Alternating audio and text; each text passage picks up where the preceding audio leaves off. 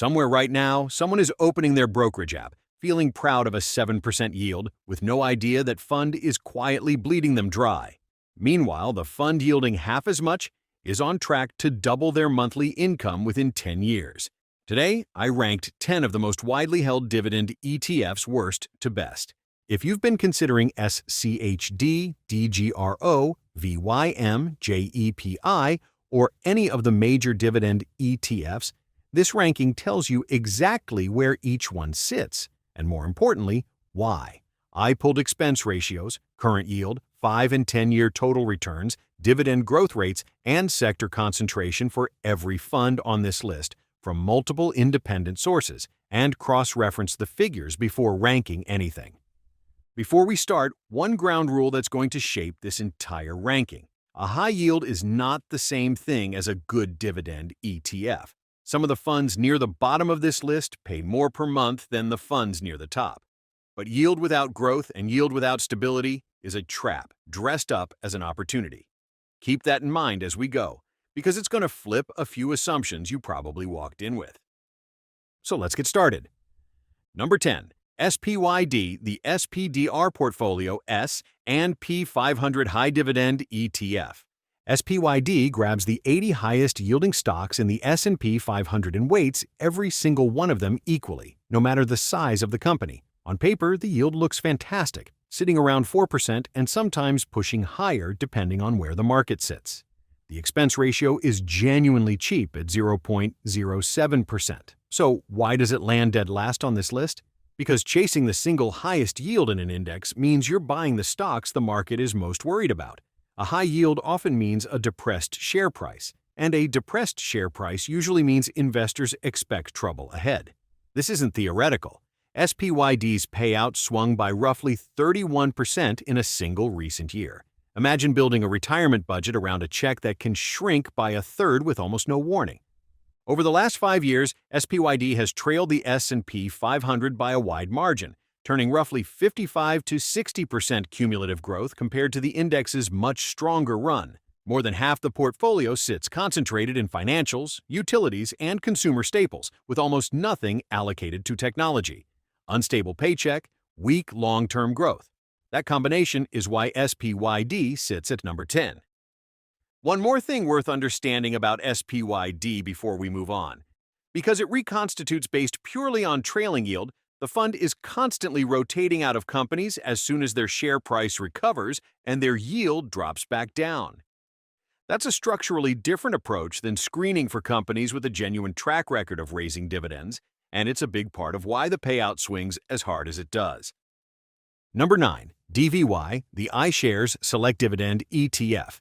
DVY carries the highest expense ratio on this entire list at 0.38%.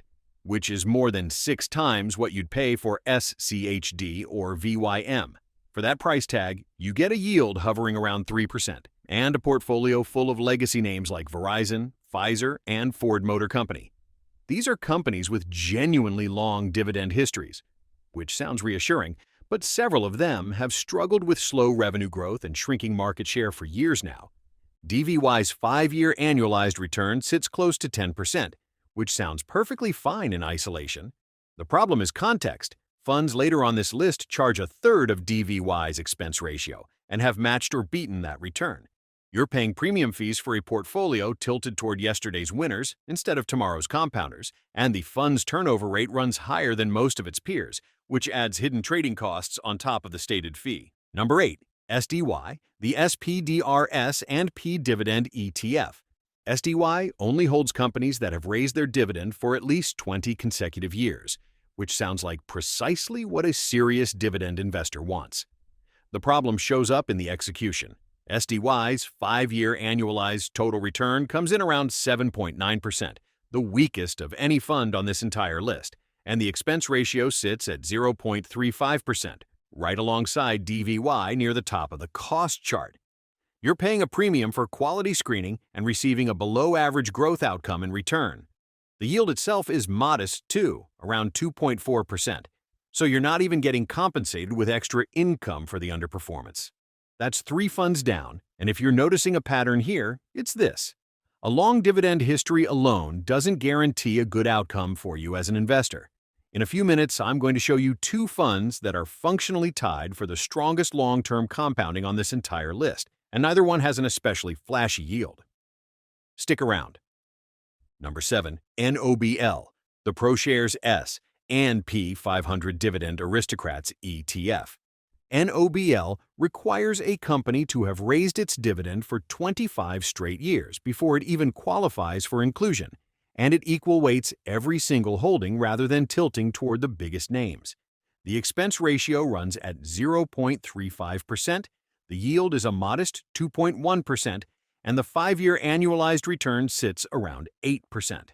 To NOBL's credit, this is a genuinely well-constructed fund with lower volatility than most of the broad market, a real strength if stability matters more to you than raw returns. The 5-year maximum drawdown on NOBL has historically run milder than several higher-yielding peers on this list. But for the fee you're paying here, cheaper funds further down this ranking have delivered both more income and more growth. NOBL isn't a bad fund. It's just an inefficient one relative to what's available. Number 6, JEPI, the JP Morgan Equity Premium Income ETF. JEPI is the odd fund out on this entire list because it isn't a traditional dividend ETF at all. Instead of collecting dividends from its holdings, it sells call options against those holdings and pays out the premium collected as monthly income. That's how it manages a yield near 8%, roughly double anything else we've covered so far. On a $100,000 investment, that works out to around $658 a month, paid every single month rather than quarterly. Here's the honest trade-off. Covered call strategies cap your upside by design. When the broader market rallies hard, JEPI typically lags behind because a meaningful chunk of those gains get sold away through the options contracts before you ever see them. Most of that monthly income also gets taxed as ordinary income rather than the more favorable qualified dividend rate, which matters enormously if this fund sits inside a regular taxable brokerage account instead of a retirement account. JEPI can be a legitimate tool for someone who needs consistent cash flow right now, particularly in retirement when preserving capital matters more than growing it. It's a much weaker tool for someone in their 30s trying to compound wealth over the next 20 or 30 years. Think about it this way. If your goal is spending the income today, JEPI's monthly deposit is genuinely appealing. If your goal is building the largest possible nest egg by the time you retire, capping your upside every single month for the next few decades works directly against that goal. You've already covered our 5 ETFs at the bottom of the list, and some rankings might have surprised you already. Let me know your thoughts in the comments. Before we continue with our top 5, don't forget to subscribe to this channel. It really helps us continue to produce videos like this one. Okay, let's go with number 5, HDV, the iShares Core High Dividend ETF. Now we're into the funds I'd actually put real money behind. HDV charges just 0.08%, yields around 3%, and has returned close to 11% annually since its inception. That's a genuinely strong long-term track record for a fee this low.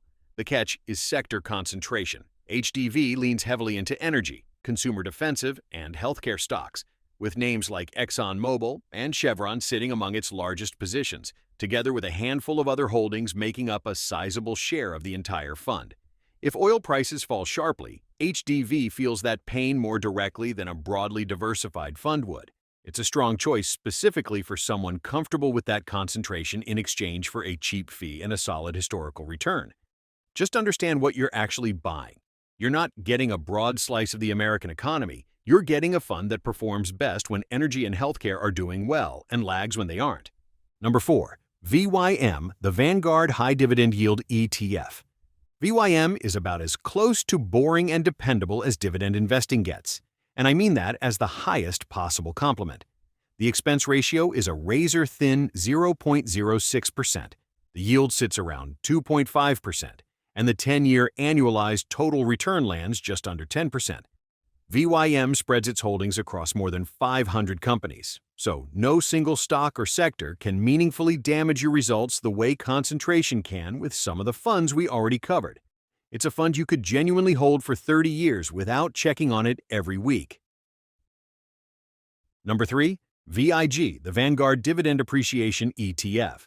VIG only holds companies with at least 10 consecutive years of dividend increases, and it's the single largest dividend ETF on this entire list by assets under management, overseeing well over $100 billion. The yield is the lowest of any fund we've covered so far, close to 1.7%, which turns a lot of income-focused investors away immediately when they first glance at it. Here's what those investors are missing. Over a 10-year window, VIG's annualized total return has been reported as high as 13.2% in recent comparisons, putting it at or near the very top of this entire ranking for pure compounding power. Low current yield paired with exceptional long-term growth. If your investing time horizon runs long, that combination can genuinely outperform funds paying triple the current income. Number 2. DGRO, the iShares Core Dividend Growth ETF. DGRO is VIG's closest competitor on this list, and depending on the exact measurement window, the two funds are essentially tied for the strongest long-term total return here, with DGRO's 10-year annualized figure landing right around 13% as well. The expense ratio runs 0.08%, still remarkably cheap, and DGRO pays a slightly higher current yield than VIG, close to 1.9%, backed by a 5-year dividend growth rate, averaging around 9.2% a year.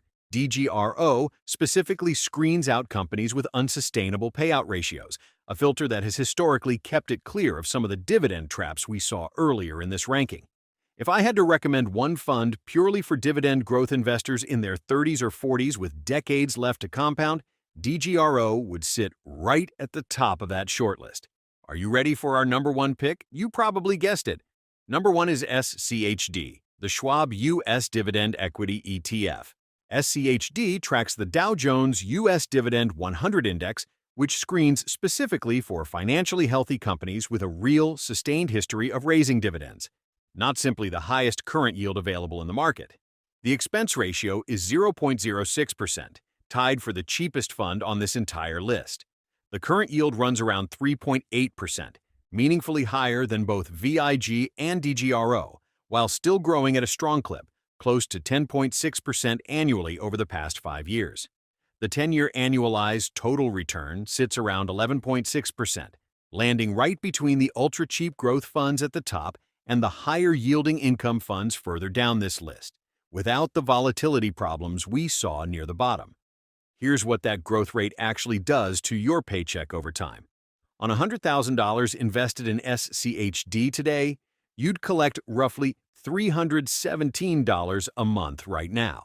Hold that same position for 10 years at SCHD's historical dividend growth rate, and that monthly check climbs to around $867 on the original investment alone, before counting any reinvestment or share price appreciation on top of it.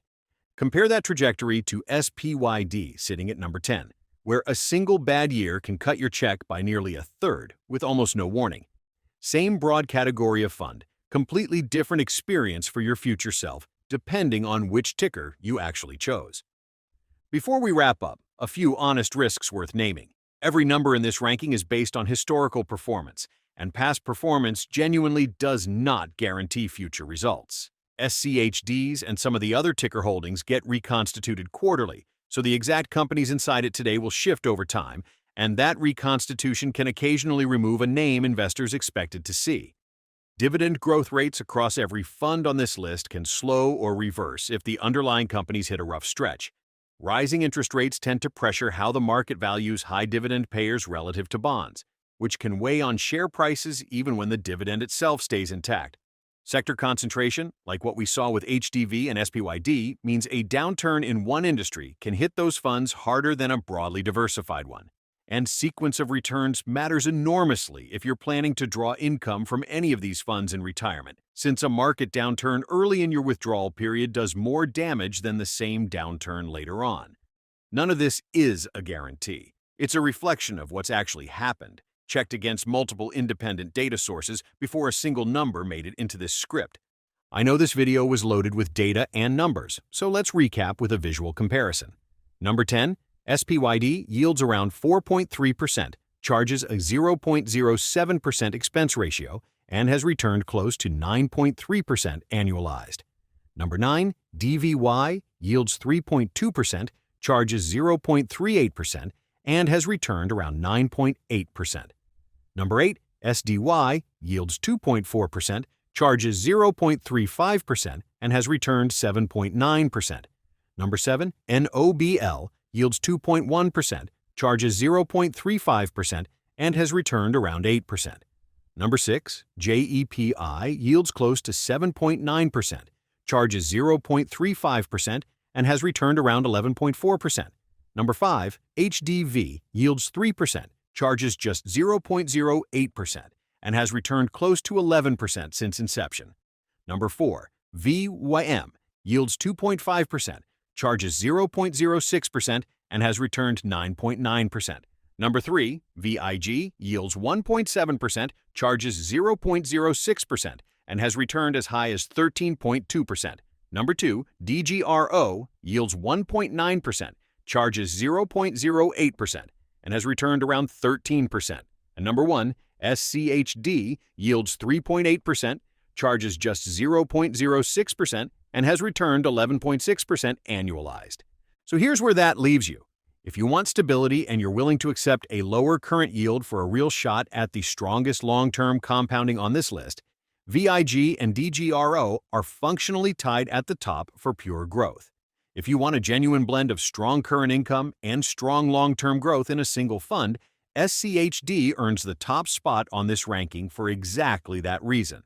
And if you're staring at a fund yielding 7 or 8% right now and feeling tempted to chase it, go back and look at what happened to SPYD's payout in a single bad year, because that's the real cost of chasing yield instead of chasing quality. I hope this ranking was helpful to you. If you enjoyed this video, don't forget to like and subscribe.